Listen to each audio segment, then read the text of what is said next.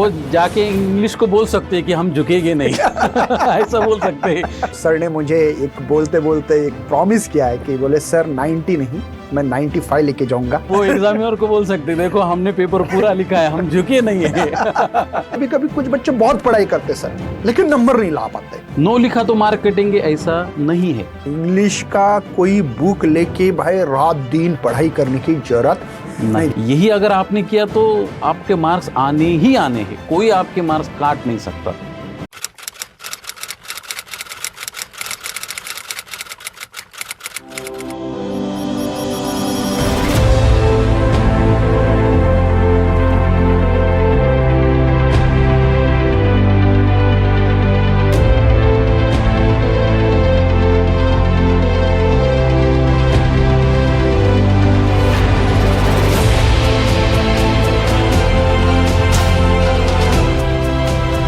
Hello बच्चों, मैं सभी का स्वागत करता हूं अपने प्यारे से फिजिक्स ज्ञान मुकेश ने यूट्यूब चैनल पे। आप लोगों को पता है हम लोग ब्रॉडकास्ट रिकॉर्ड कर रहे हैं और इससे हमारा एक ही मकसद है कि जिन बच्चों को एग्जाम का डर लगता है और जिनको लगता है कि भाई मेरा क्या होगा, तो उन बच्चों को मोटिवेशन मिले। जिनके नंबर 50 आने वाले थे उनको 70-75 तक लेके जाए, 70 वाले के 90 तक लेके जाए। यही मकसद है इस वीडियो का। इसलिए इस वीडियो को ज़्यादा से ज़्यादा आपके physics, chemistry, biology, math, English, Hindi सभी सब्जेक्ट का ब्रॉडकास्ट होने जा रहा है। लेकिन आपका सपोर्ट बहुत इंपॉर्टेंट है, इसलिए महाराष्ट्र के हर गांव में, हर शहर में आपको पहुंचाने की जिम्मेदारी आपके ऊपर है और चैनल को फॉलो भी करना है। तो चलिए बच्चों, आज ऐसे ही हमारे साथ एक शख्स है जिनका अनुभव बहुत ज्यादा है। साथ में बच्चों वो एग्जामिनर, मॉडरेटर, पेपर कैसे चेक किया जाता है, कैसे नंबर इंक्रीज कर सकते हैं और खुद भी बहुत ही बढ़िया कॉलेज में पढ़ाते हैं। मैं इन्वाइट करना चाहता हूं हमारे अतुल गाड़े सर। ये एसबी कॉलेज शूर, तालुका वैजापुर, छत्रपति संभाजीनगर में आता है ये, और बहुत ही ज़बरदस्त कॉलेज है। रेगुलरिटी, बच्चे आते हैं, सर से पढ़ते हैं और बहुत ही अच्छी तरह से सर पढ़ा के बहुत सारे बच्चों को नंबर कैसे इंक्रीज करना है ये उनको सब कुछ पता है ये चीज़ें।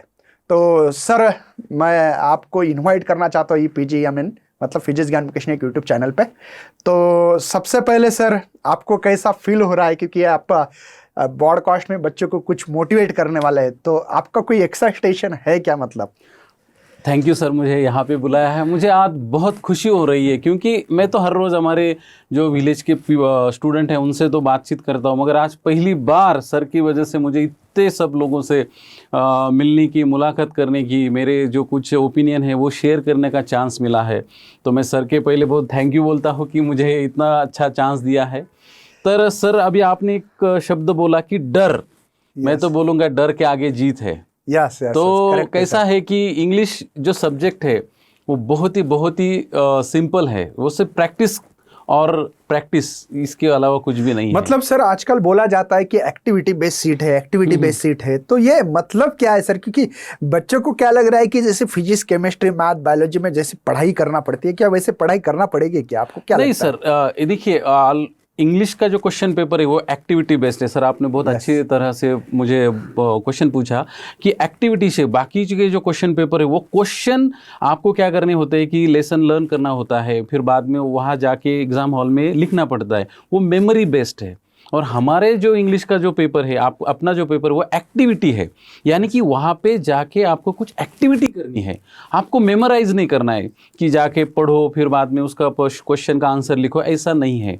वहाँ पे क्वेश्चन पूछा जाएगा और उस हिसाब से आपको एक्टिविटी करनी है और यहाँ पे आपको ओपन होने का बहुत चांस है।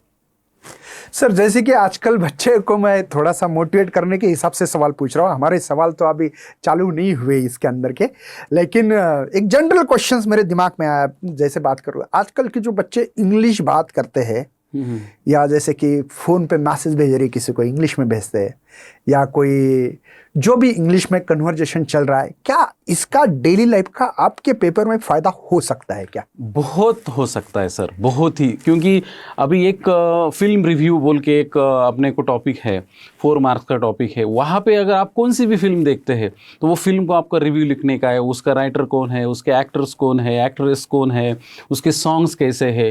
तो अपना जो अभी पेपर है वो डेली लाइफ से कनेक्ट हो चुका है।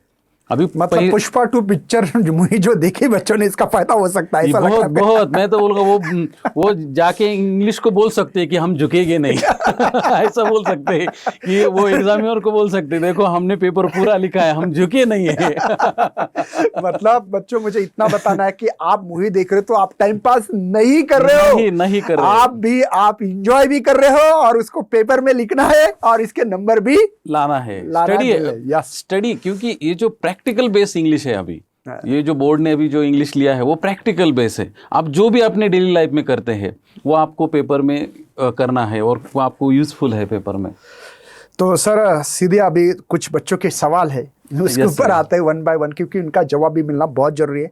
और मैं इस सर के मतलब डिस्कशन हुआ हमारा प्री बॉडकास्ट के पहले, तो बात कर रहे थे कि सर क्या बच्चों को हम लोग इतना मोटिवेट कर सकते, अभी इस समय बच्चे ने बुक भी खरीदी नहीं है लेकिन उनको 90 तक लेके जा सकते क्या? तो सर ने मुझे एक बोलते बोलते एक प्रॉमिस किया है कि बोले सर 90 नहीं, मैं 95 लेके जाऊंगा। आपने जो बोला था मुझे, बोला था, यस। तो वो करना है सर काम इस सेशन में। definitely. तो सबसे पहले सवाल है सर, इंग्लिश पेपर करते वक्त स्टूडेंट को सबसे कॉमन मिस्टेक क्या होता है? कि भाई कि क्या होता है, कभी कभी कुछ बच्चे बहुत पढ़ाई करते सर लेकिन नंबर नहीं ला पाते। तो इसका सबसे जो मेन डिफिकल्टी और जो मेन छोटे छोटे मिस्टेक स्टूडेंट करते हैं, वो ध्यान से क्वेश्चन पेपर पढ़ते नहीं है। क्या होता है कि पहला पेपर होता है, देखो पहली बार है, पहला पेपर है, वो भी अवगढ़ है ऐसा हो जाता है स्टूडेंट का। तो जब फर्स्ट पेपर रहता है इंग्लिश का, आप देखिए कौन से भी इसमें फर्स्ट पेपर इंग्लिश का रहता है, उसकी वजह से थोड़ा सा बर्डन रहता है कि हॉल नहीं मिलता है, नंबर कैसा है, वो सब थोड़ा माइल्डली स्टूडेंट पे। इसकी वजह से क्या करते हैं स्टूडेंट, डायरेक्टली लिखना चालू कर देते हैं। तो पहले आप क्या करो, 2 मिनट आपका क्वेश्चन पेपर पूरा पढ़ो। और मुझे ये बताना है कि सबसे कॉमन मिस्टेक ये होती है कि फॉर एग्जांपल अभी उन्होंने पूछा है आपको कि rewrite the sentence and then write true और फॉल्स। तो स्टूडेंट क्या करते हैं, डायरेक्टली ट्रू और फॉल्स लिख देते हैं। तो आपको पूछा क्या है कि आप सेंटेंस लिखो और उसके बाद उसको ट्रू या फॉल्स लिखो। ये कॉमनली मिस्टेक बच्चे करते हैं। दूसरी मिस्टेक बच्चे क्या करते हैं कि पहले तो हॉल में गए कि उसको पैराग्राफ से या क्या बोलते हैं उसको मार्जिन छोड़ते हैं, लिखते हैं, मगर बाद में क्या होता है कि जैसे जैसे टाइम चलता है तो मार्जिन को स्टूडेंट को ड्रॉ करने को टाइम नहीं मिलता है। तो इससे क्या होता है कि वो जो राइटिंग करते हैं वो सब मैसी हो जाती है, कदर इधर हो जाती है उधर हो जाती है। तब सिंपली उन्होंने क्या करना चाहिए, पेपर को वन साइड से फोल्ड कर लो और फिर बाद में वो हिसाब से आप लिखो।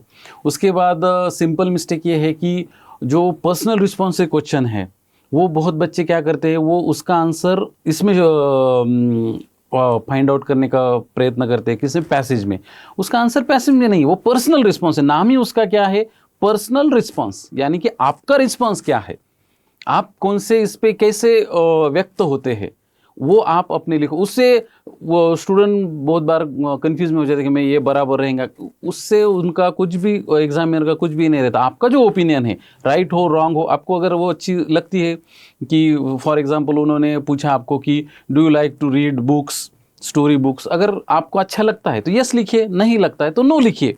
नो लिखा तो मार्क कटेंगे ऐसा नहीं है, मगर आंसर कभी भी पॉजिटिव इसमें देना चाहिए। ये एक सिली मिस्टेक स्टूडेंट करते हैं सर। लेकिन इसके पहले अभी प्रिपरेशन स्टार्ट करना है, तो वो प्रिपरेशन स्टार्ट किया उन्होंने, तो ऐसी कुछ गलती करते उससे उनको नंबर नहीं मिलते, तो उसका भी जवाब देना है सर आपको। अभी ये तो पेपर में बताया कि मिस्टेक क्या होती है, हाँ। लेकिन अभी पढ़ाई चालू होने वाली है, क्योंकि ये देखने के बाद कहीं ना कहीं मोटिवेशन मिलेगा और बुक ओपन करके पढ़ाई चालू करना। तो पढ़ाई करते समय किन चीजों पे मिस्टेक करते हैं जो कि उनको 90 के प्लस नहीं जाते बच्चे, वो बताना है। क्या क्या करना चाहिए अभी से? अभी तो स्टूडेंट ने करना चाहिए कि जो अपना पूरे किताब है उसको एक बार आप पढ़ लीजिए। अब देखिए पोइट्री है, 8 पोइट्री है, 8 दिन में आपके 8 पोइट्री हो जाएंगे। उसको समराइज करके आपको ध्यान में रखना है। फॉर एग्जांपल अभी मनी एक पोएम है, तो उसके आपको क्या करना है कि उसकी शॉर्ट में समरी आपको याद रखनी है। उसके बाद क्या करना है आपको कि क्वेश्चन पेपर आपको 2-3 बार पढ़ना है, क्योंकि क्वेश्चन कैसे आपको पूछा जाता है ये आपको ध्यान में रखना चाहिए। और उस हिसाब से आपने क्या करना चाहिए, अभी 1-2 क्वेश्चन पेपर छुड़ाने चाहिए। और छुड़ा के वो आपसे टीचर से चेक करके लेना चाहिए। इससे आपको क्या होगा कि आपने जो पढ़ाई की है उसको कैसे आपको क्वेश्चन पूछते हैं, इसका आपको प्रैक्टिस हो जाएगी और आपके मार्क्स अच्छे आ जाएंगे। ओके सर, जैसे कि वोकेबलरी और ग्रामर रूल याद करने के लिए सबसे इफेक्टिव तरीका क्या हो सकता है? जैसे कि बच्चों को ग्रामर 20 मार्क का है ना, आसपास बेसिक का होगा, बेसिक है। यस। तो ये बच्चे क्या करते हैं सर कि उसको अच्छी तरह से याद नहीं कर पाते या कहीं ना कहीं सिली मिस्टेक करते हैं। तो उसको आपको क्या लगता है कि इस लेवल पे तैयारी करोगे तो आपको 100% 20 में से 20 नंबर आएंगे? देखो, ग्रामर और जो वोकेबलरी टॉपिक है ये बहुत ही प्रैक्टिकल टॉपिक है। आप क्या करो, मैं आपको छोटी सी ट्रिक बताता हूँ। आपको बातें करना अच्छी लगती है, आप अपने फ्रेंड से बातें करो, मगर वो बातें किस बारे में करनी चाहिए? ग्रामर के रूल के बारे में बातें करो। For example change the voice है तो चेंज द वॉइस के रूल आप अपने दोस्त को बताओ। अगर आपकी कुछ गलती होती तो वो आपको इम्प्रूव करेगा। और उसको सेंटेंस बताओ, उसको आपको क्या करो, चलो इसके सेंटेंस का मुझे ये बताओ, चेंज द वॉइस करके दिखाओ। तो ये आपको करना है, आपको कुछ नहीं करना है। डेली लाइफ में आप गपशप मारते हैं वैसे आपको ग्रामर की गपशप मारो। और दूसरा आप क्या करो कि जो मेन पॉइंट्स है, ग्रामर के रूल्स है या टेंसेस है, आप एक अपने जहाँ पे आप ज़्यादा समय बिताते हैं मिरर के सामने या आप आपके स्टडी रूम में एक कोने में वो सब रूल्स आप चिपका दीजिए। जाते आते वक्त उसको देखते जाइएगा और वो सिर्फ अपने दोस्त को बताइए। उससे क्या होता है कि आपने जो लर्न किया है जब आप दूसरे को बताते हैं तो आपका ज़्यादा रिवीजन हो जाता है। तो ये सिंपल ट्रिक आप यूज़ कीजिए, सिर्फ 10-5 मिनट आपको लगेंगे। उससे क्या होगा, आपके मिस्टेक वो निकालेंगे, उसके मिस्टेक आप निकालेंगे, तो आप परफेक्शन की तरफ जाएंगे। मतलब सर आपका कहना है कि भाई पढ़ाई ज़्यादा करने की जरूरत नहीं है? नहीं सर, देखो डिस्कशन, इसको डिस्कशन मेथड कहते हैं। आप अगर कोई भी ग्रंथ देख लो, कोई भी गीता देख लो, बाइबल देख लो, कुरान देख लो, कौन सा भी ग्रंथ है जो उसमें क्या है कि गुरु और शिष्य का डिस्कशन है। शिष्य गुरु को क्वेश्चन पूछते हैं और गुरु उसके आंसर देते हैं, उसको डिस्कशन मेथड कहते हैं। उससे क्या होता है कि जो ओरिजिनल नॉलेज है वो निकलता है। कौन सा भी आप देखो, सोक्रेटिस का भी आप अगर फेमस ग्रंथ देखे या बुक देखे तो डिस्कशन मेथड है। यही अगर आपने किया तो आपके मार्क्स आने ही आने हैं, कोई आपके मार्क्स काट नहीं सकता। मतलब मैं भी होऊंगा तो मैं भी काट नहीं सकता। सर तो आप तो पेपर चेक करते हो, मॉडरेशन करते हो, तो आपको तो पता ही है, वो तो बात अलग है। हाँ। लेकिन सर ने आपको एक मंत्र दिया भाई कि इंग्लिश का कोई बुक लेके भाई रात दिन पढ़ाई करने की जरूरत नहीं। जैसे फिजिक्स, केमिस्ट्री, बायोलॉजी, मैथ्स हो, इन सब्जेक्ट को लेके बैठना पड़ेगा, घासना पड़ेगा। तो सर का कहना है कि भाई तो उसको तो आप ऊपर ऊपर ही उड़ा दो। कॉलेज में जा रहे दोस्त के साथ गाड़ी में, कोई बस से जा रहे, दूर है हमारा, ट्रैवल कर रहे आधा घंटा, तो वहाँ डिस्कशन करो। खाना खा रहे भाई, लंच टाइम है कॉलेज में, उसमें डिस्कशन करो। प्रैक्टिकल को जा रहे डिस्कशन करो और नंबर ले लो। इससे और तरीका अच्छा कोई हो ही नहीं सकता। ठीक है। उसके बाद में सर इंग्लिश के बोर्ड एग्जाम में हाई मार्क लाने के लिए सबसे इफेक्टिव स्टडी प्लान बच्चों को बताना है आपको। जैसे कि आपको लगेगा कि सर जैसे ग्रामर का पार्ट हो गया समझो, या कोई होगा कि आपको कोई जैसे कि लेटर राइटिंग हो सकता है, मुझे पता नहीं है, नहीं है, आप बताओ कि इसमें तो है ना, जो पार्ट से ऐसा लगता है कि सर इससे आपको ज़्यादा नंबर मिल सकते हैं। देखिए अभी आपको क्या है कि अगर आपको ज़्यादा नंबर लाने हैं तो आप सिर्फ एक काम कीजिए। मैं आपको एक सिंपल सी ट्रिक बता दूँ। पिछले 5 साल के क्वेश्चन पेपर आप एक बार छुड़ाइए, वो आपके टीचर से चेक करवाइए, उसमें आपकी क्या मिस्टेक होती है ये देखिए। बस इससे ज़्यादा आपको कुछ करने की ज़रूरत। 1-2 बार आप क्या करो, टेक्स्ट बुक को अच्छी तरह से पढ़ो, उसको आपके दोस्त के साथ शेयर करो। पोइट्री है तो पोइट्री उसको बताओ, लेसन है तो एक स्टोरी की तरह उसको बताओ, लिटरेचर के जो चैप्टर्स है वो उनको बताओ, उसके कैरेक्टर्स बताओ। और आप क्या करो, 5 क्वेश्चन पेपर छुड़ाओ और वो आपके टीचर से आप क्या करो, चेक कराओ, और उनकी जो मिस्टेक्स है वो आप फिर उसको अवॉइड करो। आपको मार्क्स अच्छे आने ही आने हैं। मतलब सर क्या 5 क्वेश्चन पेपर अपन प्रोवाइड कर सकते क्या?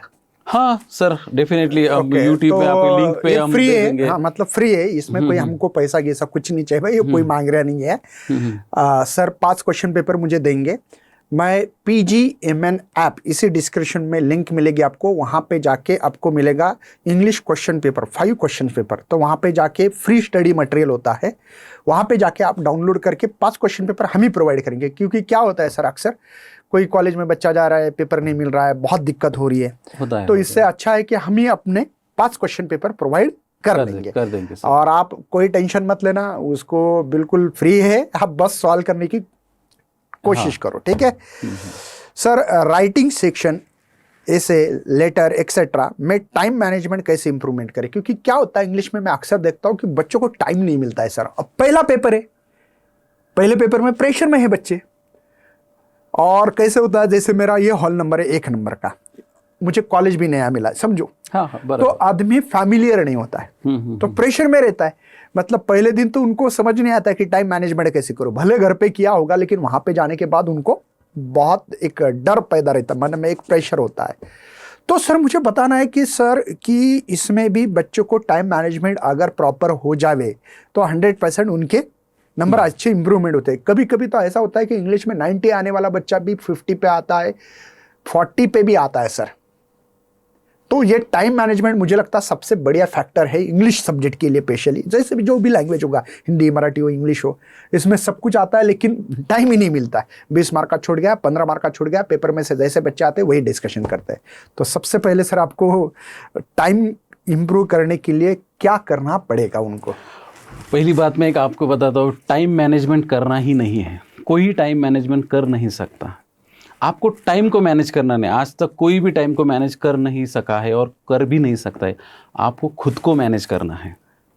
अब आप बोलेंगे खुद को मैनेज कैसे करने का सर? देखिए, अब आपको पास 3 घंटे है, अब आप एक फिल्म रिव्यू लिख रहे हैं, आपको पुष्पा मूवी बहुत अच्छी लगी, आपने 2-3 बार देखी है, आपको बहुत मालूम है, इसलिए आपने उसके राइटर के बारे में लिखा, आपने उसके स्टोरी के बारे में लिखा। अब देखिए रिक्वायरमेंट क्या है 4 मार्क्स के लिए, तो आप ज़्यादा से ज़्यादा 1 पेज लिखिए, हाफ पेज लिखिए।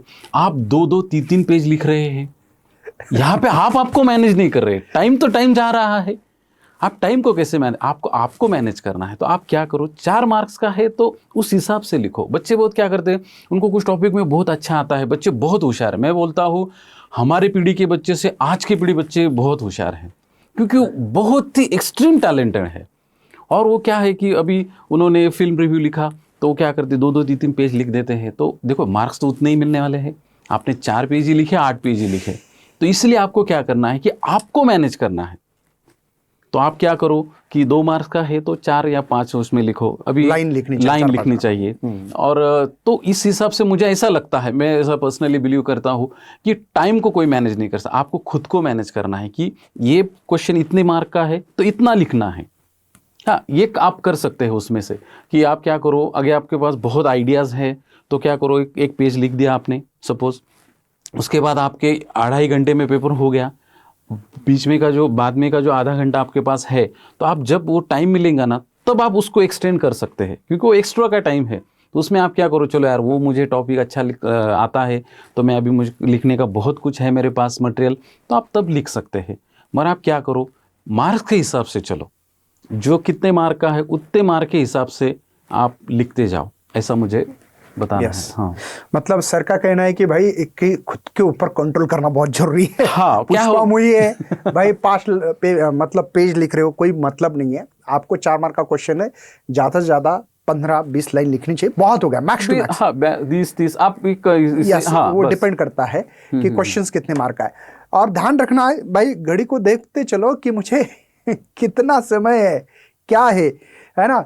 लगे तो उस क्वेश्चन को एक्सटेंड करना है तो 2.5 घंटे का पेपर पूरा हो गया अब, और एक्स्ट्रा के पीछे पहले मत भागो। हाँ, तो क्या करते हैं, मैं देखता हूं कि आपको समझो 12 क्वेश्चन से 8 सॉल्व करना है, एक एग्जाम्पल बोल रहा हूं, तो भाई पहले 8 ही सॉल्व करो, 12 मत करो। मुझे 12 आ रहे 12, लेकिन आपने सेक्शन बी, सेक्शन सी पे जाना है, सेक्शन डी पे जाना है। तो ध्यान रखना, हर सेक्शन को आपको टाइम स्लॉट डिसाइड करो कि भाई मुझे 40-40 मिनट देना है, जो भी है, ठीक है।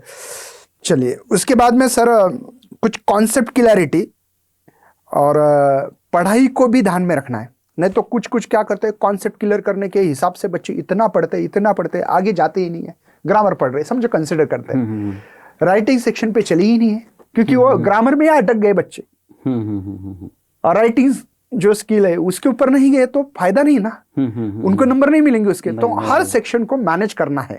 तो उसके लिए क्या करना चाहिए, आपको क्या लगता है कि भाई नहीं ऐसा मत करो, इतना पढ़ो, बाद में इसके ऊपर जाओ, सेक्शन बी पे जाओ, डी पे जाओ, जो भी होगा, आपको क्या लगता है इसके बारे में? फर्स्ट ऑफ ऑल आप क्या करो कि सीक्वेंस कभी ब्रेक मत करो। बच्चे क्या करते हैं कि पहला क्वेश्चन लिखा, उसके बाद अगर आपको दूसरे क्वेश्चन में से कुछ आता होगा तो उसके बाद में उसका लिखेंगे, ऐसा मत करो, सीक्वेंस से लिखो। जो आपको ऐसा लगता है कि ये थोड़ा डिफिकल्ट है तो उसको सोचने की ज़्यादा ज़रूरत है, उसको क्या करो आप, वो क्वेश्चन की 3-4 लाइन को छोड़ दो और वहाँ पे क्वेश्चन पेपर पे एक राउंड कर दो पेंसिल से, कि आपको याद रखने के लिए कि हाँ ये क्वेश्चन मेरा रह चुका है या मुझे बाद में उसको थोड़ा टाइम देना है। तो आप क्या करो, वो हिसाब से लिखते जाओ। उसके बाद सेक्शन 2 लिखो, उसके बाद सेक्शन 3 लिखो। और सबसे ज़्यादा आपको क्या करना है, राइटिंग स्किल में बच्चे क्या करते हैं, बहुत उनको अच्छा एक्सपोजिचर है वहाँ पे, इंटरव्यू क्वेश्चंस है, तो इंटरव्यू क्वेश्चन 8 या 9 आप लिखे तो सफिशिएंट है। बच्चे 20-20, 30-30 लिख देते हैं। कई बार तो क्या करते हैं, इंटरव्यू क्वेश्चन पूछा है, आपको ये नहीं पूछा है कि आपके उसके आंसर भी लिखो। बच्चे क्या करते थे, कोई इंटरव्यू के क्वेश्चंस लिखते, उसके आंसर भी लिख देते हैं। तो सबसे पहले आप क्या करो, उसके इंस्ट्रक्शन पढ़ो, और दूसरा क्या करो, पहले पैसेज मत पढ़ो। ये सबसे एक जरूरी, मैं आपको एक फंडा बताता हूँ कि आप क्या करो, पहले क्वेश्चन पढ़ो और बाद में पैसेज पढ़ो। उसके क्या होता है कि जब आप क्वेश्चन पढ़ते हैं ना तो आपके दिमाग में वो रह जाता है कि हाँ ये क्वेश्चन है। जब आप पैसेज पढ़ते हो तो उसका आंसर आपको फाइंड आउट करने में बहुत इजी होता है। बच्चे क्या करते हैं, पहले क्वेश्चन पेपर आ गया तो पैसेज पढ़ते हैं, बाद में क्वेश्चंस पढ़ते हैं। ऐसा मत करो, पहले जो क्वेश्चन है वो पढ़ो, वो क्वेश्चन पढ़ने के बाद पैसेज पढ़ो। देखो आपको बहुत उससे इंप्रूवमेंट होगी, आपको बहुत आसान जाएगा वो। मतलब सर का मॉरल ऑफ द स्टोरी मैं बताना चाहता हूँ कि भाई आपको जो पूछा वही लिखना है, जो नहीं पूछा वो क्यों लिखते हो। Right right. और सर का खुद के मॉडरेटर, एग्जामिनर सब कुछ रह चुके हैं। सर के हाथों में ऐसे पेपर कितने सारे आते हैं, और सर ने देखा कि भाई 50-60% तो बच्चे रॉन्ग ही लिख रहे हैं, क्योंकि उनको पूछा है क्वेश्चंस लिखना है। जैसे कि आपको इंट्रो में क्वेश्चन, मैं जैसे क्वेश्चन पूछ रहा हूँ, मेरे हाथ में ओनली क्वेश्चन है अभी फिलहाल में, तो मैं क्वेश्चन ही पूछ रहा हूँ, मैं आंसर नहीं दे रहा, आंसर तो सर दे रहे। Right right. तो आपको क्वेश्चन पूछना है तो क्वेश्चन ही लिखना है। और वो कितने लिखना है, समझो 4 मार्क है तो 8 क्वेश्चन लिखो भाई, आधा मार्क मिल जाएगा हर क्वेश्चन को। तो 20 क्वेश्चन लिखने से मतलब क्या है, क्या नंबर 4 के 10 थोड़ी नंबर मिलने वाले हैं। तो ध्यान रखिएगा, बिना काम की चीजें अवॉइड करनी है। ओके, क्लियर होना चाहिए पॉइंट। सर लिटरेचर, ग्रामर और राइटिंग स्किल को इफेक्टिवली कवर करने के लिए बेस्ट अप्रोच क्या हो सकती है? राइटिंग स्किल के लिए तो आपको प्रैक्टिस करनी है। आप क्या करो, मैंने वैसे आपको सर को बताया कि पिछले 5 साल की जो क्वेश्चंस पेपर है उसकी राइटिंग स्किल आप लिखो, क्योंकि वो राइटिंग स्किल है। Yes. उसे आपको मेमोराइज करके जाना नहीं, घर से आपको कुछ अलग से कुछ करने के जाना नहीं। सिर्फ आपको ये कर सकते हैं आप कि फिल्म रिव्यू वहाँ पे पूछने वाले हैं तो एक अच्छी सी फिल्म का आप स्टोरी मन में याद करके जाओ कि मुझे ये लिखना है, या इंटरव्यू क्वेश्चंस ये है, या वहाँ पे आपको आएगा कि आपके इसमें जो गैदरिंग हो चुकी है उसके बारे में आप रिपोर्ट राइटिंग लिखो। तो वो आप एक मन में एक करके जा सकते हैं कि हाँ मेरे स्कूल में ये एक ओकेजन हो चुका है, उसमें फिर मुझे ये लिखना है। तो एक आप मन में ये सोच के जा सकते हैं, मगर उसकी प्रैक्टिस जरूरी है, क्योंकि उसका अलग सा कोई बुक तो नहीं है, वो स्किल है। वो क्या है, स्किल है। मतलब डेली लाइफ का आप लोगों को इस्तेमाल पेपर में करना है। ओके, जैसे ग्रामर के लिए और लिटरेचर के लिए क्या करें? अभी लिटरेचर ये पार्ट अभी बहुत ही इंटरेस्टिंग है सर। आप देखो ये लिटरेचर में आपको क्या करना है, लिटरेचर में जो आपको 4 स्टोरी दी हुई है वो स्टोरी आप क्या करो, लर्न करो। बाद में उसकी जो कैरेक्टर्स है वो सब कैरेक्टर याद रखो। अब बहुत बच्चे बोलते हैं कि सर मुझे कैरेक्टर्स याद रखने में बहुत कन्फ्यूजन होता है, वो तो अंग्रेज़ी के है और वो कैसे लोग करो। तो आप एक सिंपल आपको ट्रिक बताता हूँ। आप क्या करो, आपके जो दोस्त है वो दोस्त को क्या करो, आप वो नाम दे दो। हाँ, वो नाम फॉर एग्जांपल जॉन है तो आप अपने जो प्यारे दोस्त है उसको जॉन बोलो, और वो कैरेक्टर्स इसकी क्या स्टोरी है वो याद रखो। और उसको एक, जैसे आप पुष्पा मूवी या कौन सी भी मूवी है उसका आप सेंट्रल थीम याद रखते हैं।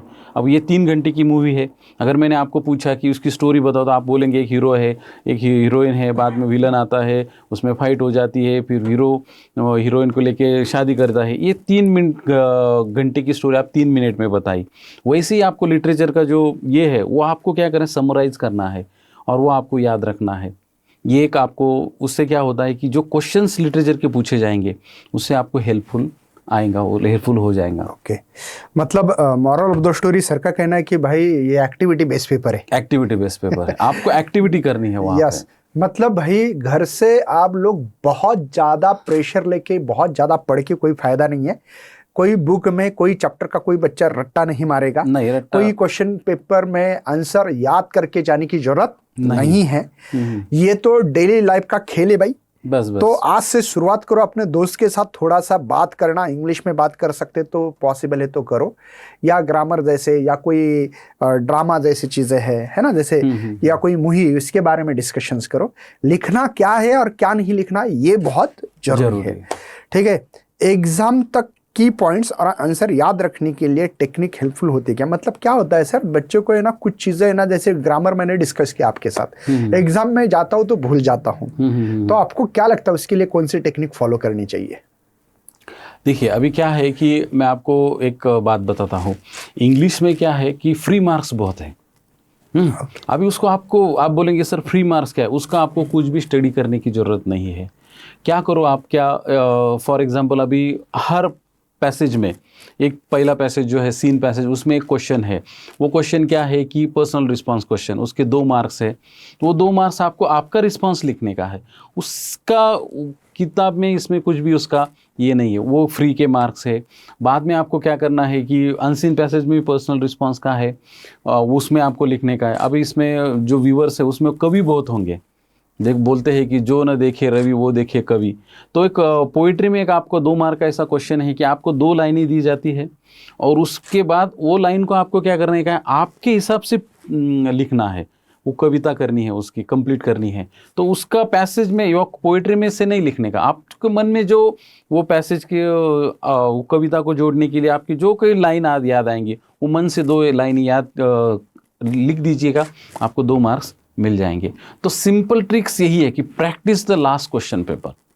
जब आप लास्ट क्वेश्चन पेपर को प्रैक्टिस करेंगे तब आप डेफिनेटली अच्छे मार्क्स लेंगे। Okay, question paper practice is most important. Yes. अगर आपकी बार 95 पार करना है तो यस आपकी बार 95 पार। Yes sir. पोएट्री, प्रोज और ड्रामा जैसे टॉपिक को बेहतर समझने के लिए स्टूडेंट ने क्या करना चाहिए? देखो अभी पोएट्री को आपको क्या करना है कि एक तो आपको बता दूं कि आपको 8 पोएट्री है, उसमें से 2 पोएट्री आपको पूछने वाले हैं। एक पोएट्री दी होंगी, उसके आंसर्स लिखने हैं, दूसरे का एप्रिसिएशन लिखना है। आप सिंपली एक काम करो, आप अपने दोस्त को रोज़ एक पोएट्री का जो समराइज़ करके जो उसका सारांश है वो उसको बताओ। इससे क्या होगा कि आपको वो पोएट्री की कंसेप्ट याद रहेंगे। ये सबसे ज़्यादा इफ़ेक्टिव तरीका है पोइट्री के लिए। और दूसरा क्या करने का है आपको कि पोइट्री के जो क्वेश्चंस है उसमें से फिगर ऑफ स्पीच एक क्वेश्चन रहता है। अब देखो हर कविता में फिगर ऑफ स्पीच फिक्स है फॉर एग्जांपल, और सब पोइट्री में 2-3 फिगर ऑफ स्पीच कॉमन है, अलिट्रेशन है, रिपीटेशन है, ओनोमोटोपोइया है, ये सब में कॉमन है। तो आपको सिंपली ये याद रखना है कि ये कविता में सॉन्ग्स ऑफ ओपन रोड एक पोएम है, उसमें कौन से अलिट्रेशन है, रिपीटेशन है, मेटाफर है। तो ये कविता में ये फिगर ऑफ स्पीच है, ये आपको सिर्फ याद रखना है। इससे क्या होगा कि आपको तुरंत आंसर फाइंड आउट करने में ईजी जाएगा। Okay sir. और ड्रामा के लिए सर? ड्रामा के लिए तो सर आपको वो जैसे आप एक आधी मूवी आप याद रखते हैं वैसे ही वो ड्रामा की स्टोरी आप क्या करो याद रखो। और मैं तो बोलता हूँ जो ड्रामा है वो बहुत ही इंटरेस्टिंग अपने पास स्टोरीज़ है, ये स्टोरी आप अपने दोस्त को बताओ। मैं अभी आपको शुरू से ही मैं यही की बात आपको ज़्यादा से रिपीट कर रहा हूँ कि आप ज़्यादा से लिटरेचर का जो मटेरियल है वो क्या करो, स्टोरी इसमें आप उसको याद करो और वो आप अपने दोस्त को या अपने फैमिली मेम्बर्स को बताओ, उससे आपका वो रिवीजन हो जाएगा। यही एक ड्रामा का सबसे अच्छा है, क्योंकि ड्रामा बोले तो आप जो पिक्चर वगैरह मूवीज़ वो देखते हैं वही वो ड्रामा के हिसाब से अपने लिटरेचर से लिया होता है। तो आपको उस हिसाब से आप क्या करना हो, उसको मेमोराइज शॉर्ट करके पॉइंट्स आप लिखिए वहाँ पे और वो याद करके जाइए। Okay sir. सर नेक्स्ट है रीडिंग कॉम्प्रेशन और अनसीन जो पैसेज होते हैं इसको प्रिपेयर करने के वक्त मतलब थोड़ा सा किन चीज़ों का ध्यान रखना पड़ेगा कि भाई अनसीन पैसेज है वो तो पता नहीं कहाँ से आने वाले हैं, ना तो हम उनको पढ़ पाते एग्जाम के पहले और ना उनके जवाब दे सकते। तो उसके लिए कैसी उसकी पढ़ाई करनी चाहिए, क्या ध्यान रखना पड़ेगा उसके लिए, तो थोड़ा सा सजेशन चाहिए सर इस चीज़ों का। अनसीन पैसेज के लिए आपको क्या करना है, अभी देखिए अनसीन को पहली गोष्ट डरना नहीं चाहिए क्योंकि वो एक ही अनसीन है। एक ही पूरे क्वेश्चन पेपर में एक ही अनसीन क्वेश्चन आपको पैसेज आया हुआ है, तो पहले आप क्या करो कि अनसीन में भी 2-3 क्वेश्चन जो है वो पैसेज से आने वाले, एक तो पर्सनल रिस्पॉन्स का क्वेश्चन है, वो तो आपको खुद का ही करना है। तो आप क्या करो कि उसको ध्यान से पढ़ो, और पढ़ने के बाद क्या करो कि 2 मिनट शांत रहो कि इसमें क्या बताया हुआ है। क्योंकि क्या है, अनसीन पैसेज में एक सेंट्रलाइज इंफॉर्मेशन रहती है, या कुछ तो भी एक इंसिडेंट रहता है, या कुछ के बारे में आपको इन्फॉर्मेटिव बताया जाता है। तो एक सेंट्रल आइडिया होती है उसमें, उस सेंट्रल आइडिया को आप क्या करो, याद रखने का प्रयास करो, और वो सेंट्रल आइडिया के आजू बाजू सब पैसेज बुना हुआ रहता है। तो सबसे पहले वो सेंट्रल आइडिया क्या है वो ध्यान में रखिए, और इस हिसाब से आप क्वेश्चन का आंसर दीजिए। और अनसीन पैसेज का मैं तो बोलूँगा सबसे खासियत बात क्या है पता है आपको, उसका जो क्वेश्चन बी है उसको आपको समराइज करना है। वो 3 मार्क्स का है। अनसीन पैसेज को आपको समराइज करना है, और वहाँ पे एक क्वेश्चन है जहाँ पे ज़्यादातर बच्चे गलती कर देते हैं।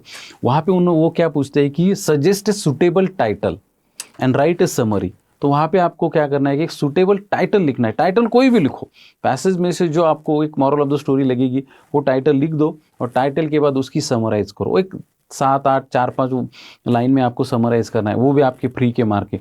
वहाँ पे आप टोटल फ्री है, आप वो पैसेज के हिसाब से आपको जो समराइज करना है वो आप लिखिए। वहाँ पे बर्डन नहीं है कि ऐसा ही लिखो वैसा ही लिखो, आपके हिसाब के आपको जो सुटेबल लगता है वो लिखिए। सर, रीडिंग कॉम्प्रहेंशन का बारे में थोड़ा सा और डिस्कशन होना चाहिए। देखो, रीडिंग में ही आपका सबसे इम्पोर्टेंट आया है कि आपको रीड करना है। ज़्यादातर बच्चे क्या करते हैं, रीड नहीं करते, वो स्किप करते रहते हैं। एक क्वेश्चन, एक लाइन पढ़ते हैं, उसके बाद में क्या होता है, एक डिफ़िकल्ट वर्ड आ जाता है, उसके बाद उनकी सीटीपीटी गुम हो जाती है, और वो ब्लॉक हो जाते हैं, और फिर फियरफुल हो जाते। तो ठीक है, एक वर्ड आपको नहीं आया तो छोड़ दीजिए, उसका आगे का और पीछे का पढ़िए, और उससे आप अनुमान लगाइए कि ये सेंटेंस का मीनिंग क्या हो सकता है। देखिए, कोई भी एग्जामिनर या पेपर सेटर जो रहता है वो पेपर सेटर को 3 पार्ट में सेट करता है। वो एक जो नॉर्मल बच्चा है वो पास होना चाहिए, जो मिडल बच्चा है उसका एक स्कोरिंग होना चाहिए, और जो स्कोरिंग वाला है उसके और स्कोरिंग होके उसका भी वो सब स्कोरिंग होके उसके अच्छे से अच्छे मार्क्स आने चाहिए। ये पेपर सेटर ध्यान में रखते हैं। तो आप पास होने के लिए ही पेपर बना होता है, आप डरिए मत। तो ठीक है, एक आधा वर्ड्स आपको नहीं आया तो कंफ्यूज मत होजिए, उसके आजू बाजू का सेंटेंस पढ़िए और मीनिंग आउट करने का ही कीजिए। तो रीडिंग में सबसे बात क्या है कि आप रीड कीजिए। बच्चे रीड नहीं करते, 2 बार आप वो पैसेज रीड कीजिए, और रीड करने के बाद आपको समझ में आता है। सर, और नहीं समझ में आया तो आगे की लाइन पढ़िए, फिर आपको संदर्भ लग जाता है कि हाँ इसका मीनिंग ये हो सकता है। तो अच्छे केयरफुली आप रीडिंग कीजिए, आपका आंसर परफेक्टली राइट आ जाएगा। सर, इसी के ऊपर सवाल मेरे मन में आया है अभी। आपने एग्जामिनर का काम किया है। यस। क्या एग्जाम पेपर जब चेक करते हो आप तो ऐसा सोचते हो कि नहीं यार इन बच्चों का मुझे लॉस करना है? क्या ये सोचते हो कि नहीं, मुझे इन बच्चों को अच्छे ही नंबर देना है, किसी का मैं लॉस नहीं करूंगा, किसी के नंबर कम नहीं करूंगा? पॉजिटिव थिंकिंग होती है कि नहीं होती है? मतलब अप्रोच क्या है आपकी उसके बारे में? देखिए, मेरा ऐसा मानना है कि हर टीचर जो डॉक्टर की तरह होता है, जब कोई आदमी पेशेंट उसकी तरफ आता है तो उसको लगता है कि इसकी जान बचनी चाहिए। किसी डॉक्टर को ऐसा नहीं लगता कि ये पेशेंट की डेथ होनी चाहिए। वैसा ही कौन सा भी पेपर आ गया तो हमको लगता है कि ये पास होना चाहिए। इसलिए हम ज़्यादा से ज़्यादा ट्राई क्या करते हैं कि वो बच्चे को मार्क्स देने के लिए और वो प्रयास करते हैं। हम ज़्यादा, अब बच्चे क्या करते हैं, बहुत सी सिली मिस्टेक को हम अवॉइड कर देते हैं। कभी कभी क्या होता है, पूरा सेंटेंस लिखा तो प्रॉपरली वहाँ पे फुल स्टॉप नहीं दिया है, तो टेक्निकली अगर फुल स्टॉप नहीं दिया है तो भी आधा मार्क्स काटना चाहिए, ऐसा है। मगर हम उतना ये नहीं देखते। अगर वो बच्चा 2 मार्क्स से फेल होने वाला है तो इतना कोई ये नहीं करता है। तो हर मतलब आपकी अप्रोच ऐसी रहती है कि भाई कोई भी हालत में इस बच्चों को मैं कैसे भी 20 तक लेके जाऊँ, 15-20 तक लेके जाऊँ, ये अप्रोच है? मतलब हर टीचर का रहता है, मतलब मेरा तो है, हाँ, सबका रहता है कि बच्चों को अच्छे से अच्छे मार्क्स देने चाहिए। मतलब मैं मॉरल ऑफ द स्टोरी बताना चाहता हूँ, मैं भी एग्जामिनर रह चुका हूँ, ऑडिटर रह चुका हूँ, मुझे भी पता है थोड़ा कि भाई हमारे यहाँ मकसद ये होता है कि कोई भी हालत में बच्चों को अच्छे से अच्छे नंबर कैसे मिले। यस, करेक्ट है ना सर? किसी कोई मेरा बच्चा दुश्मन नहीं, ना तो मुझे पता है कि भाई ये पेपर कहाँ से आया, क्या नहीं है, कौन से बच्चा है, लड़का है, लड़की है, किसी का मंत्री का बच्चा है, क्या कोई गरीब का बच्चा, कोई लेना देना नहीं है। वो तो पेपर है भाई, उसमें बस हम लोग अप्रोच रखते हैं कि कोई भी हालत में किसी का लॉस ना करे। मैक्स टू मैक्स तो ऐसा ही होता है भाई, ठीक है ना। मैक्स होता है, मैक्स बोल रहा मैं, 99% होता है ऐसा, 100% होता है। यस, मैं बोलूंगा 100% होता है। कोई टीचर किसी का नुकसान नहीं करता। यस, वो ज्यादा से ज्यादा मार्क्स देने का ही प्रयत्न करता है। अगर ऐसा ही नहीं है कि इस किसी को 99 मिल रहे हैं तो उसके 85 करेगा, ऐसा भी नहीं। 99 मिल रहे हैं ना तो उसको दिल से खुशी होती है, चलो मेरे सब्जेक्ट में उसको 99 मिल रहे हैं। और वो रहता है कि भाई मेरे जो 200 मार्क के मतलब 200 पेपर आते हैं, तो मेरे इसमें भाई 90 के ऊपर से 5 बच्चे हैं, ये टीचर को खुशी भी मिलती है। देखो मैंने जो पेपर चेक किया ना वो 95 प्लस है, 90 प्लस है, तो खुशी होती है कि देखो सर ये तो होगा एग्जामिनर का एक्सपीरियंस। अब आपका अगला वाला, आप मॉडरेटर रह चुके हो, हाँ, अब तो आपके पास 1000 पेपर आ रहे हैं, करेक्ट है? Yes yes. तो किसी किसी को आपको ऐसा डाउट होता है कि साला इसको और भी नंबर मिल सकते हैं, जैसे मॉडरेशन कर रहे हैं, क्या उसके नंबर इंक्रीज करते या कम करते आप? नहीं, देखिए अभी कैसा है कि जब वो हमारे पास क्वेश्चन आंसर शीट आता है तो अगर उसको ज़्यादा मार्क्स मिल रहे तो हम प्रयास करते हैं कि उसको और ज़्यादा मार्क्स मिले, क्योंकि क्या रहता है कि एक मेरे सब्जेक्ट में इसे इतने अच्छे मार्क्स मिले, एक प्राउड रहता है। और जब आप देखो, अब अगर इंडिया के बाहर गए तो आपके इंडिया का कोई भी आदमी मिल गया तो आपको लगेगा अरे ये भारत से आ चुका है। वैसे एक हमारी तरफ भी ऐसा रहता है कि चलो हमारे इंग्लिश के बच्चे इस साल हमारे इसमें हम जब डिस्कस करते हैं अदर सब्जेक्ट के, हमारे बच्चे को 98 मिले, 99 मिले, 95 मिले, प्राउड से हम बताते। भला कि हमको ये भी मालूम नहीं रहता कि ये पेपर कौन से ज़िले का है, कौन से स्टूडेंट का है, वो लड़का है, लड़की है, या सर ने बोला वैसे मंत्री का है या किसका है। मगर हमको एक प्राउड रहता। हम जब वहाँ पे डिस्कस करते, देखो मैंने एक अच्छा क्वेश्चन पेपर चेक किया कि उसमें 98 मिले, एक प्राउड फीलिंग रहती है, क्योंकि मेरे सब्जेक्ट में गर्व से बताते हैं। जैसा होता है कि मैं बोलता हूँ मेरे सब्जेक्ट में एक बच्चे ने किया, भला वो कौन सा भी बच्चा हो, या लड़का हो लड़की हो, एक प्राउड फीलिंग रहती है, क्योंकि कैसा एक इमोशनली हम उस सब्जेक्ट से टच रहते हैं। मैं चाहता हूँ कि सर बच्चों को बोलना चाहता हूँ ये कि कुछ भी करो टीचर को बहुत गर्व होता है, बहुत। और वो चाहता है कि सारा मैं ज्यादा से ज्यादा कैसे नंबर दूं, लिखा वाला रहा तो। हाँ, एक आप सॉरी फॉर इंटरप्रिटेशन, तो मैं बोलता हूँ कि अगर किसी का हैंडराइटिंग अच्छा आ गया ना तो भी हम फ्रेश हो जाते हैं कि अरे यार कितना सुंदर हैंडराइटिंग आया है, तो और अच्छा से हम उसको रिप्रेजेंट करते। और कभी कभी खराब भी आ गया तो लगता है यार ये बच्चे ने थोड़ा और प्रयास किया होता तो कितना अच्छा हो जाता था, ऐसा। लेकिन और एक इसके ऊपर सवाल है सर आपको, कभी कभी हैंडराइटिंग बहुत मतलब इतनी अच्छी नहीं होती, मीडियम होती है, लेकिन लिखने का, पेपर लिखने का जो तरीका होता है ना वो बहुत बेस्ट होता है उसका। मतलब बराबर क्वेश्चंस लिखा, आंसर लिखा, उसका बाद में लाइन मारी, एकदम अच्छी तरह से उसका प्रेजेंटेशन बोलेंगे हम लोग सिंपल लैंग्वेज में, वो बहुत बेहतरीन होता है। क्या उसको भी अच्छा अप्रोच से देखते हो क्या?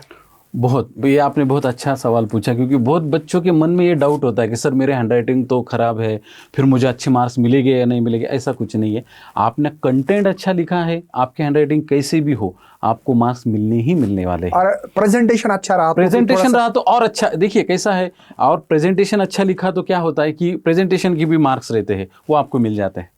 प्रेजेंटेशन 1 या 2 मार्क्स मिलते हैं तो वो आपको एक बोनस मिल जाता है। मतलब मैं थोड़ा सा, मेरे साथ एक इवेंट्स हुआ था, बाद में समझ में आया मेरी गलती, लेकिन पहले नहीं समझ में आया। एक पेपर इतना अच्छा लिखा बच्चे ने, तो मैं राइट मारते मारते गया सर, ऐसे राइट, ये राइट, और मेरे दिमाग में वो पेपर के बारे में पॉजिटिव थिंकिंग पैदा हो गई कि भाई ये पेपर बहुत खतरनाक लिख रहा है बच्चा बहुत होशियार है। और मेरा दिमाग हो गया एक्टिव मोड में, पॉजिटिव थिंकिंग में चला गया। तो मैं राइट मार रहा हूं सर, एक छोटी सी गलती थी जो कि सिंबल की या प्लस माइनस की, मुझे राइट मारने की आदत लगी उस पेपर में, और वो बच्चा 97 पे गया था। मतलब टोटल 70 में से उसको 67 मिले, मैं ऐसा बोलूंगा आपको, ठीक है ना, फिजिक्स के बारे।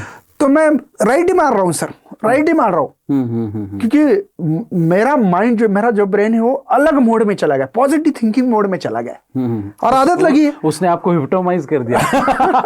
यस सर, वैसे ही। और उसका गलती से हुआ सर कि हमारे पेपर में जैसे कि 34 समझो क्वेश्चन है, 31 क्वेश्चन में उसने गलती की, छोटी सी, पता नहीं लगा मुझे, तो मैंने सर उसको नंबर देते देते मेरे से 99 नंबर हो गए, मतलब उसके 69 नंबर हो गए 70 में से। बाद में मॉडरेटर के पास गया, उनको भी ध्यान में नहीं आया। जब चीफ मॉडरेटर के पास पेपर गया तो उनको ध्यान में आया इसने ये प्लस का माइनस हो गया है सर। तो एक्चुअली मैं भी वहाँ पे अंडर काम करता था चीफ मॉडरेटर के। तो उन्होंने बोला मुकेश तेरी ये गलती हो गई है ऐसे ऐसे। उन्होंने बोला नहीं सर उसका पेपर ही देखो। बोले आ जा इधर। देखा, बोले तेरी गलती नहीं। उन्होंने मुझे उस समय समझाया था कि ये तेरी गलती नहीं है, ये पेपर ही इतना अच्छा है कि भाई इसके नंबर कट करना मतलब मुझे लग रहा है कि कोई पाप करना है। लेकिन करे क्या, उसने प्लस का माइनस लिखा है। मैंने बोला बात सही है सर, सॉरी मेरे से गलती हो गई है। तो वो तो गलती होती है एक आधे मार्क के, तो उसके 69 के उसको 67 2 मार्क कम हो गए सर। ऐसे 2 क्वेश्चन में गलती हुई। तो क्या ऐसे अप्रोच होता है क्या? पेपर बहुत अच्छा रहा तो पॉजिटिव थिंकिंग मोड में जाता है क्या ब्रेन? सही बात है। सही, आपने बहुत अच्छा सवाल पूछा। ये देखिए कैसा है कि हम मार्क्स नहीं देते हैं, आप मार्क्स हमसे लेते हैं। Yes correct. कैसा है कि हम कुछ नहीं देते हैं, आप हमसे लेते हैं। कैसा है कि देखो आप अगर ट्रिप को जाना है तो आप क्या करते हैं, डायरेक्टली फादर को नहीं बोलते, मदर को बोलते हैं, फिर मदर फादर को बोलते हैं कि बच्चे को ट्रिप को जाने का है, तो फिर वो उनको कन्विंस करते हैं और वो पैसे दे देता है। डायरेक्टली पिताजी को बोलेंगे क्यों चाहिए, कैसे चाहिए, तो उनको आपको मालूम है कि पिताजी से पैसे कैसे निकालने हैं। पिताजी माताजी का सुनते हैं तो आप पहले माताजी को बोलेंगे। वैसा ही अपना हमारा है कि आपको हमसे मार्क लेने हैं, आपको कुछ नहीं करना है। आपको क्या करना है, प्रॉपरली प्रेजेंटेशन अच्छा लिखना है। अगर प्रेजेंटेशन अच्छा है तो ऐसा बहुत बार भी हो जाता है कि चलो यार इतना अच्छा लिखा है तो चलो फुल स्टॉप के लिए इसे आधे मार्क क्यों काम कट करे। तो इस वक्त हम क्या करते हैं, आपको एक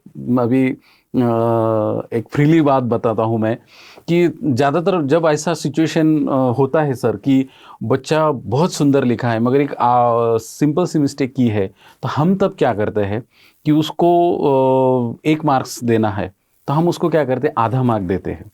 और आधा मार्क जब काउंटिंग में 1 हो जाता है तो इसमें क्या होता है, बच्चों का भी फायदा होता है और हमारा भी कर्तव्य पूरा हो जाता है कि चलो उसने आधा मार्क्स का वो कॉमन नहीं लिखा तो हमने भी उसके आधे मार्क कापे, मगर एक्चुअल हमने कट नहीं किए होते हैं। हमने सिर्फ क्या होता है कि हम हमारे साइड से भी बराबर रहते हैं और उसको भी वो साइड से उसका भी मार्क्स का नुकसान नहीं होने देते सर। हम मतलब ऐसा भी करते हैं। आपका कहना है कि पॉजिटिव थिंकिंग में ही मोड में रहते हैं लोग और मैक्स टू मैक्स यही करते हैं कि भाई किसी का लॉस ना हो जाए। Yes sir. सर अगला सवाल है आपके लिए, इंग्लिश के लिए कौन सी बुक या रिसोर्स सबसे ज़्यादा हेल्पफुल है, या टेक्स्ट बुक होता है वो हेल्पफुल है क्या? कोई ग्रामर का बुक आप कोई सजेशन करोगे क्या?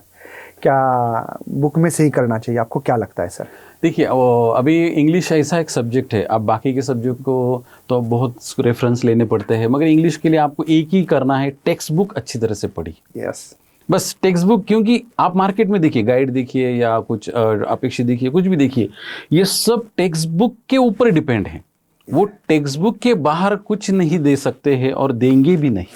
इसलिए आप टेक्स्ट बुक को अच्छी तरह से पढ़िए और उसके बाद आप क्या करो, अब हम फ्री में आपको क्वेश्चन पेपर प्रोवाइड करने वाले हैं। वो क्वेश्चन पेपर 5 क्वेश्चन पेपर आप अच्छी तरह से प्रैक्टिस करके जाओ। बस इसके अलावा मुझे ऐसा लगता है कि कोई आपकी ज़रूरत नहीं, कौन सी इसकी ज़रूरत नहीं, सिर्फ टेक्स्ट बुक और हम जो क्वेश्चन पेपर आपको 5 साल के प्रोवाइड करने वाले वो, ये सब करके जाइए। आपको इसके अलावा कुछ करने की ज़रूरत नहीं है। और ग्रामर का भी मैं आपको एक बात बताता हूँ कि बहुत बच्चों को ग्रामर का डर रहता है कि अभी आपको ग्रामर जो है, आपको वहाँ पे जाके सेंटेंस करना नहीं है, आपको क्या करना है, सिर्फ करेक्ट सेंटेंस चूज करना है। ग्रामर का भी एक चेंज द वॉइस, सपोज आप चेंज द वॉइस का चेंज द वॉइस करना है तो उसकी 4 ऑप्शंस दिए हुए रहते हैं, उसमें से आपको करेक्ट ऑप्शन चूज करना है, कौन सा करेक्ट है। तो ये और इजी हो गया है आपके लिए। आपको ऐसा नहीं, पहले कैसा रहता था कि आप क्या करो, ग्रामर का सेंटेंस दिया है तो उसको क्या करो, फिर आप लिखो आपके मन से इसका क्या है आंसर। अभी ऐसा नहीं, आपको वहाँ पे अल्टरनेटिव दिए हुए, वहाँ से अनकरेक्ट 3 दिए हुए, 1 करेक्ट दिया हुआ है, 1 करेक्ट चूज करना है। इसलिए ग्रामर भी अभी बहुत कुछ डिफिकल्ट नहीं रहा है पहले जैसा। अभी उसका आंसर ऑलरेडी दिया है सर आपने कि मॉक टेस्ट देनी चाहिए कि नहीं, तो आपने बोला मॉक टेस्ट के बजाय समझो paper 5 question paper 5 question paper आपको इसका आंसर मिला है ऑलरेडी बच्चों को, तो इसलिए क्वेश्चंस को आगे बढ़ाते हुए सर, इंग्लिश को स्टूडेंट के लिए कैसे इंटरेस्टिंग या एंगेजिंग बना सकते हैं? मतलब इंटरेस्ट आना चाहिए बच्चों की, यार मुझे नहीं क्या अभी इंग्लिश में कोई भी हालत में 95 तो यूं ही लूँगा और मुझे बहुत पढ़ने में इंटरेस्ट भी आता है इंग्लिश, तो इसके लिए कुछ कर सकते हैं क्या बच्चे? देखिए इंग्लिश का जो है बहुत आप इंटरेस्टिंग सब्जेक्ट है, क्योंकि इंग्लिश ऐसा एक ही सब्जेक्ट है, पूरे आपके जो 6 सब्जेक्ट है उसमें से आपको बहुत कम पढ़ाई करनी है। देखिए आपको पहला एक सीन पैसेज हो, वो तो किताब में से, अनसीन पैसेज का दो वो बाहर से आने वाला है। पोइट्री 8 है, 8 में से 2 आने वाली है। राइटिंग स्किल भी कोई उसकी स्पेशल ज़रूरत नहीं है, आपको सिर्फ प्रैक्टिस करनी है राइटिंग स्किल की, वो भी जो पार्ट है वो भी आपको लर्न करने की ज़रूरत नहीं है। और जो लिटरेचर है वो भी आप स्टोरी इसमें से आप याद करके जाइए। इसलिए इंग्लिश का जो क्वेश्चन पेपर है वो क्वेश्चन अलग से कुछ स्टडी करनी नहीं है, डे टू डे लाइफ में भी आपने याद रखा और आपने उसका प्रैक्टिस किया तो भी आपको अच्छे मार्क्स मिल जाएंगे। ओके, क्या आपके पास कोई इंस्पायर स्टोरी है जिसमें स्टूडेंट को इंग्लिश में काफ़ी इम्प्रूवमेंट किया है? मतलब होता है ना सर कि कोई मेरा स्टूडेंट है भाई मेरे पास आ गया और मैंने उसको, आप तो 76 तो नहीं कर सकते, 76 काली मत्तर, उसको 90 प्लस मिल मत्तर तो हो गए भाई 90 प्लस मिल के, ऐसा तो नहीं होता है। लेकिन आपने किसी को बोला और उस स्टूडेंट ने फॉलो करने के बाद उसको काफ़ी फायदा हुआ, पूरी लाइफ चेंज हो गई है और उसको नंबर भी बहुत अच्छा है सर, तो ऐसे एक दो स्टोरी भी बता सकते हैं? ऐसा कुछ नहीं है तो वैसे स्टोरी है। एक बार इंसिडेंट हुआ था मेरे पास, मैं नया नया ज्वाइन हो चुका था और फिर जो गांव में एक आदमी था वो रेलवे में सर्विस करता था और तब गवर्नमेंट एक रूल था कि अगर आप रिटायर हो रहे हैं तो आप आपके जब रिटायर होंगे तो आप अपने जगह पे अपने बच्चे को वहाँ पे सर्विस को लगा सकते हैं। तो ऐसा रूल था, तो इसके उसको 12वीं पास होना ज़रूरी था। तो वो बच्चा आया, वो बहुत जन के पास घूम के आया, तो वो सब सब्जेक्ट में पास होता था मगर इंग्लिश सब्जेक्ट में ही वो पास नहीं हो रहा था। तो मेरे पास आ गया, फिर उसके पिताजी आ गए, बोले सर देखो सर ये अभी इसकी नौकरी का काम हो जाएगा, लाइफ टाइम का काम हो जाएगा, सिर्फ ये अंग्रेज़ी का पेपर उसका रह गया है, बाकी सब मराठी हिंदी वो समाज सोशियोलॉजी वो निकल चुके हैं। तो फिर मतलब आर्ट्स लाइन का था? आर्ट्स लाइन का था। ओके। तो फिर आ गया वो बच्चा, फिर मैंने उसको बहुत पढ़ाया, तो वो बच्चा सिंसियरली, बहुत अच्छा बच्चा था, वो आया मेरे, सर आपने बहुत अच्छा पढ़ाया मगर मुझे कुछ भी समझ में नहीं आया। क्योंकि कैसा है कि आप पढ़ाते बहुत अच्छे मगर मेरी जो कैपेसिटी है, पूरा रामायण सुना और पूछ रहा है कि भाई सीता राम की उसने एक उदाहरण भी मुझे बहुत अच्छा दिया, सर आप एरोप्लेन हो और मैं लूना हूँ बोले आप, तो मैं क्या करूँ सर, मेरी लूना की स्पीड तो बढ़ नहीं सकती बोले। तो फिर मैं यार क्या करूँ, अभी इसको पास होना तो अच्छा है। तो मैंने उसको एक सिंपल सी ट्रिक बताई। मैंने क्या किया, उसको एक 5 साल के 7 साल के क्वेश्चन पेपर निकाले और उससे वो रट करके लिए, रट बोले तो उसको सिर्फ उसको बोला कि तू क्या कर, ये क्वेश्चन पेपर जो है वो सॉल्व करके मेरे पास लेके आ।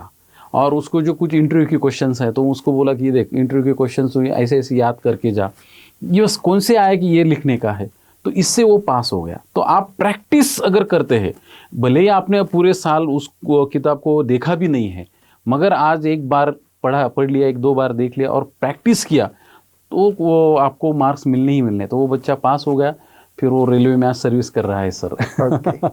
मतलब उसकी लाइफ बना दी है सर, सेट हो गई। हाँ बस। मैं आपको बताना चाहता हूँ ये स्टोरी ओनली उन लोगों के लिए है जिनको पास होना है भाई, अच्छी तरह से 50-60 नंबर लेना है, उनके लिए स्टोरी है। लेकिन सर हमको ऐसी स्टोरी नहीं चाहिए, ये तो मीडियम लोगों के लिए हो गई भाई, आर्ट्स कॉमर्स, आर्ट्स वाले बच्चे, गांव वाले लोग हैं क्योंकि पढ़ाई नहीं करते, कॉलेज नहीं जाते, ठीक है। हमको ऐसी भी स्टोरी बताओ सर, 90 आपकी बार 90 पार। हाँ, तो ये ऐसी भी एक बार एक इंसिडेंट मेरे साथ हुआ था कि एक बच्चा था वो, और अभी कम दिन है, उस कम दिन में करना है, ये बहुत इंपॉर्टेंट है आपके लिए क्वेश्चन। हाँ, तो देखिए अभी क्या करना है ये सर, आपने क्वेश्चन बहुत पूछा कि अच्छा पूछा कि 98 पार कैसे जाना है अब की बार, तो 90 समझो, हाँ 90 कर सकते हैं। हाँ, नहीं 98 भी लेते हैं सर। अच्छा, मतलब वो भी स्टोरी बताओगे? बताओ सर, बहुत बढ़िया, अभी तो बहुत लेते हैं इंटरेस्ट आ सर। जाए। तो आप क्या करो, देखो अभी सबसे पहले आप क्या करो कि क्वेश्चन पेपर को ना 1-2 बार साइलेंटली पढ़ो। अगर आपको 95, 96 के पार जाना है तो क्या करो, आप साइलेंटली क्वेश्चन पेपर पढ़ो और वो पढ़ने के बाद आप क्या करो कि प्रेजेंटेशन अच्छी तरह से करने का है। ये आप ये अभी बोलेंगे प्रेजेंटेशन क्या है, कैसे करने का सर, तो क्या करो, पहला जो क्वेश्चन है तो वो नया क्वेश्चन नए पेज पे आप लिखिए। एक क्वेश्चन लिखा, उसके बाद एक लाइन छोड़ दीजिएगा, ठीक है। उसको कुछ बच्चे क्या करते हैं, एक क्वेश्चन लिखा, क्वेश्चन का आंसर लिखा, उसके बाद तुरंत पेंसिल से उसको ड्रॉ कर देते। ज़रूरत नहीं है, अगर आपको टाइम मिला तो कीजिए, नहीं तो इसमें बहुत टाइम चले जाता है प्रेजेंटेशन में पाबंदी है यहाँ। हाँ, तो क्या करो, एक क्वेश्चन लिखा, उसके बाद एक लाइन छोड़ दो, उससे क्या होता है सिस्टमेटिक लिखना है। तो बच्चे क्या करते हैं, क्वेश्चन 1 लिखा, बाद में लगे 2 का आंसर उसके चिपक के उसको लिखते हैं, तो इससे क्या होता है कि वो दिखने में अच्छा नहीं लगता, प्रेजेंटेशन गलत हो जाता है। तो वो कीजिए सबसे पहले। उसके बाद आप क्या कीजिए, जो पर्सनल रिस्पॉन्स के क्वेश्चंस है उसको आप अच्छी तरह से प्रिपेयर करके जाइए। उसके बाद आप क्या कीजिए पता है क्या, कि आपकी राइटिंग की जो स्पीड है उसको थोड़ा इम्प्रूव कीजिए। इम्प्रूव कैसा कीजिए, आप क्या करो कि जो राइटिंग स्किल की जो क्वेश्चन है वो फटाफट लिखिए। सर आजकल तो मैं क्या देख रहा हूँ कि बच्चों को एक प्रॉब्लम है कि लिखना ही नहीं आता है। हाँ, मतलब स्पीड ही नहीं है, इतना आराम से लिख रहे जैसे कि घर पे बैठे भाई और आराम से सब कुछ चल रहा है, चाय पानी नाश्ता वैसे चल रहा है भाई सबका। नहीं तो स्पीड बढ़ाना बहुत जरूरी है। आजकल लिखने की practice as compared to the हमारे जमाने में थी सर, लिखने की प्रैक्टिस ज्यादा थी। आजकल बच्चे लिखते नहीं है, है ना। तो लिखना बहुत जरूरी है। आपको क्या लगता है इसके बारे में? और आप क्या करो, राइटिंग स्किल है तो 5 क्वेश्चन पेपर हम तो देने वाले। हर दिन क्या करो, एक टॉपिक आप लिखो। 10 मिनट दीजिए, सिर्फ ज़्यादा भी आपको समय देने की ज़रूरत नहीं है। सुबह 10 मिनट दीजिए, शाम को दीजिए, या दोपहर को अगर मिले दोपहर को दीजिए। 4 मार्क का एक क्वेश्चन आपको लिखना है। तो इससे क्या होगा कि आपकी राइटिंग स्पीड बढ़ेगी। और हाँ, राइटिंग स्पीड में बहुत बच्चे क्या करते हैं कि चलो मुझे राइटिंग स्पीड करनी है, इसलिए सामने किताब रख देते हैं, उससे देख के लिखना है। आपको देख के लिखने का नहीं है, क्योंकि वो प्रैक्टिस नहीं हो रही, वो कॉपी हो रही है। आपको मन से कुछ तो भी लिखने का है। तो इससे क्या होगा, आपकी स्पीड बढ़ेगी, क्योंकि आपके ब्रेन और आपके हाथ की कोलैबोरेशन होगी और आपकी स्पीड बढ़ेगी। नहीं तो आप क्या करेंगे, इंग्लिश की किताब लिखेंगे और सर मैंने तो बहुत लिखने की प्रैक्टिस की होगी, तब भी मेरा पेपर कवर नहीं होगा। वैसा नहीं करने का है। कौन सा भी एक टॉपिक लीजिए, 5 मिनट में उसका आंसर, 10 मिनट में उसका आंसर लिख के लीजिए। इससे आपको प्रैक्टिस होगी और आपका स्पीड बढ़ेगा। एक क्वेश्चन हमारा बाकी है जो कि वो कहानी अधूरी है। ऐसा कोई स्टूडेंट है आपका 95 के या 90 के ऊपर गया है क्या? हाँ, तो उसकी स्टोरी बतानी है, क्योंकि हम लोगों को वो स्टोरी बहुत इंस्पायर होने वाली है हर बच्चे को। क्योंकि आपकी बार 90 पार हमारा जो मिशन है इस बॉडकास्ट का इसलिए, क्योंकि क्या होता है मुझे पता है, अक्सर इंग्लिश में बच्चे साइंस वाले तो बिल्कुल पढ़ाई नहीं करते, इस टाइम पे ही चालू कर देते हैं लास्ट के 1 मंथ में। तो उसकी स्टोरी बतानी कि हाँ सर ये बच्चा आ गया मेरे पास और बाद में सर उसको अच्छे नंबर आ गए। एक लड़की थी, तो उसको क्या था, वो बहुत ब्रिलियंट थी।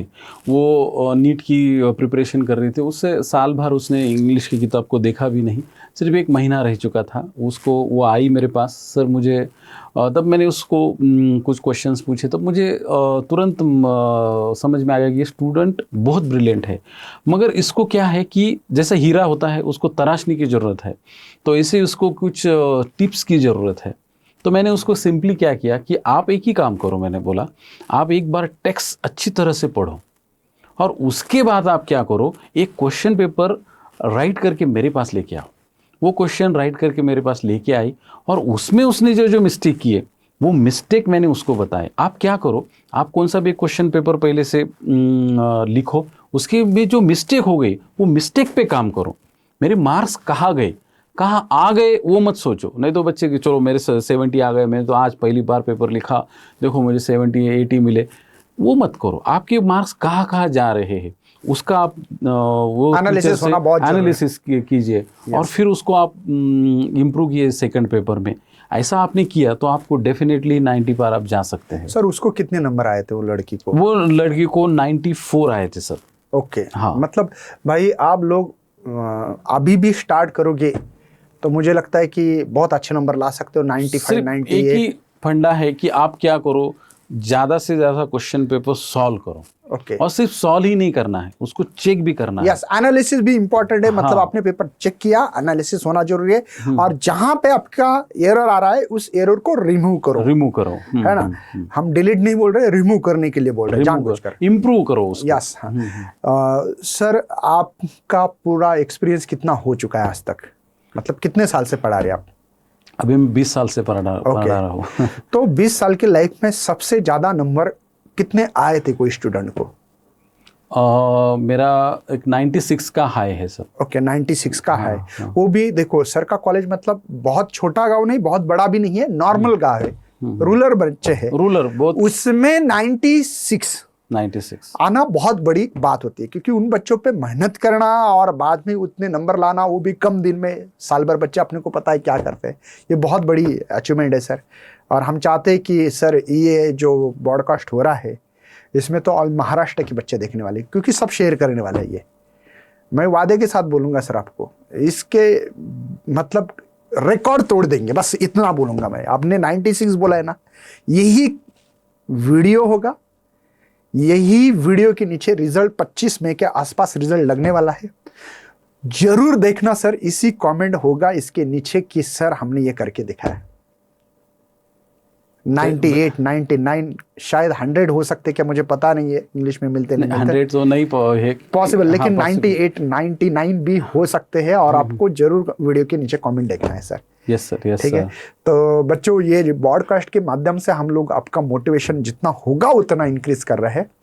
आपको मैं थोड़ा सा रिव्यू देना चाहता हूं आज के सेशन में हम लोगों ने क्या किया है। तो सबसे मेन है कि भाई हमारे यहाँ पे जो भी ये ब्रॉडकास्ट होने जा रहा है, इसके माध्यम से एक ही मकसद है कि हर बच्चा महाराष्ट्र का, रूरल का हो, अर्बन का हो, जहाँ का भी हो, यहाँ पे 90 के पार चला जाए। तो आपको करना क्या है, मॉरल ऑफ द स्टोरी, एक बार टेक्स्ट बुक आपकी जो भी HSC बोर्ड ने दी है, बाल भारती की बुक होती है, वो बुक एक बार रीड करना है। रीड करना मतलब आ गए भाई कोई कुत्ता पीछे लगा है और हम लोग कर रहे हैं, ऐसा नहीं है। एकदम गहरे तरीके से मन लगा के पढ़ो। जो कोई मीनिंग नहीं समझ में रहा, आजकल फोन है, मुझे फोन पे ही देख रहे हो, मुझे पता है फोन है आपके पास तो उसका मीनिंग देखो, थोड़ा सा कोई शब्द नहीं आता है तो। उसके बाद में बच्चों आप लोगों को करना क्या है कि ग्रामर पे फोकस करना है। दोस्तों के साथ डिस्कशन करके आप अपना नॉलेज इंक्रीज कर सकते हो। बाद में राइटिंग स्किल, थोड़ा सा ड्रामा, ये बाकी की जो चीज़ें हैं वो ज़्यादा से ज़्यादा डिस्कस करो। कोई मुही है, कुछ है, एक बार लिख के देखो। प्रैक्टिस ही आपको अच्छे नंबर तक लेके जा सकती है। इसके बाद में सर ने आपको मॉरल ऑफ द स्टोरी बताया कि भाई कम से कम 5 क्वेश्चन पेपर करना चाहिए। वो पेपर हम लोग प्रोवाइड करेंगे सर के थ्रू, और उससे आप लोग 5 पेपर करने के बाद पहला पेपर ही जो सॉल्व करोगे, वो पेपर आप अपने क्लास के जो भी टीचर होंगे उसको जाके दिखाना है सर को। रिस्पेक्ट करो थोड़ा सा, सर को होता है कभी कभी काम भी होता है, तो भाई पहले बार नहीं किया, मैं नहीं करूंगा, ऐसा नहीं करूंगा, बाद में नहीं जाऊंगा, ऐसा नहीं करना है। रिक्वेस्ट करने हैं, आपके टीचर आपको हेल्प 100% करने ही वाले हैं। तो इसमें क्या गलती होगी उसके ऊपर काम करना चालू करो, एनालिसिस करो, और दूसरे पेपर में वो गलती ना हो सके इसकी कोशिश करो। ये पेपर टोटली एक्टिवेट बेस है। एक्टिवेट बेस होने के कारण आपको अच्छे नंबर मिलने हैं। आपको चैलेंज कर रहे हैं। अगर आपको ये सेशन अच्छा लगा तो हम लोग सर का लाइव भी सेशन रखने वाले। आप लोग नीचे कमेंट करो कि हाँ सर लाइव सेशन चाहिए, तो हम लोग लाइव के लिए भी तैयार रहेंगे। और भी अच्छे आप लोगों को जहाँ राइटिंग स्किल में हेल्प कर सकते हैं, ग्रामर में कर सकते हैं, अनसिस पैसेज कैसे सॉल्व करना चाहिए, इसके लिए हम लोग कोशिश करते रहेंगे। तो इसी के साथ सर लास्ट में आपको कुछ टिप देना है तो देना है, क्योंकि ये सेशन हम लोग खत्म करने वाले। मैं एक बताऊंगा, जो बच्चे 95 के आगे जाएंगे तो पर्सनली हम उन बच्चों के लिए मैं मेरी तरफ से एक स्मॉल किताब गिफ्ट करूंगा। यस, हम लोगों का, हम पर्सनली मतलब कमेंट करो नीचे, हम लोग वो पार्सल भेजेंगे उसके एड्रेस पे। आप आपकी मार्कशीट भेजना है हमारे व्हाट्सएप पे। हाँ। यस, क्योंकि ये मेरे लिए बहुत प्राउड हो जाएगा कि मेरे सब्जेक्ट में इतने अच्छे मार्क्स मिले हैं। जो बच्चों की देखो यार, मतलब ये सर का जो वीडियो देखेंगे सर थोड़ा डिस्टर्ब कर रहा हूँ सर का, ये क्योंकि मैं भूल जाऊंगा नहीं तो। ये प्राउडनेस कितना है कि बच्चा पता नहीं कहाँ का है, कौन सा है कहाँ रहता है, तो भी सर आपको इतना मोटिवेट कर रहे हैं कि भाई सर खुद के पैसों से खरीद के भाई पार्सल भेज देंगे आपके घर पे। इससे अच्छा कोई मतलब प्राउड फील जैसा ये मोमेंट नहीं हो सकता है। सर सॉरी आपको डिस्टर्ब किया, लेकिन ये बहुत जरूरी है सर कि अप्रिसिएट करना भी बहुत जरूरी होता है। तो मुझे बहुत अच्छा लगा कि आपने इन बच्चों को पहचानते भी नहीं है, पता ही नहीं है कौन से गाँव के, कहाँ से के है, लेकिन तो भी आपने इन बच्चों को मोटिवेशन बेस पे काम कर रहे हो sir. Yes sir, yes yes. चलो, आपको सब बच्चों को बेस्ट ऑफ लक। अच्छी तरीके से मार्क्स लीजिएगा, और कोई भी डिफिकल्टी हो गई तो कमेंट में आप करो, तो शायद सर के सेशन में मैं अरेंज करने की कोशिश करूंगा। अगर कोई आपको कुछ क्वेश्चंस के कुछ आपकी डिफिकल्टीज होंगी तो आप कमेंट में बता दीजिएगा। फिर हमें आपको और सेशन अगर पॉसिबल हुआ टाइम के हिसाब से तो उस हिसाब से आपके भी डाउट्स हम क्लियर करेंगे। तो चलो बच्चों, इसी के साथ इस सेशन को किया जाता है खत्म। बाय, जय हिंद, जय भारत। मिलते हैं अगले सेशन में। Bye bye.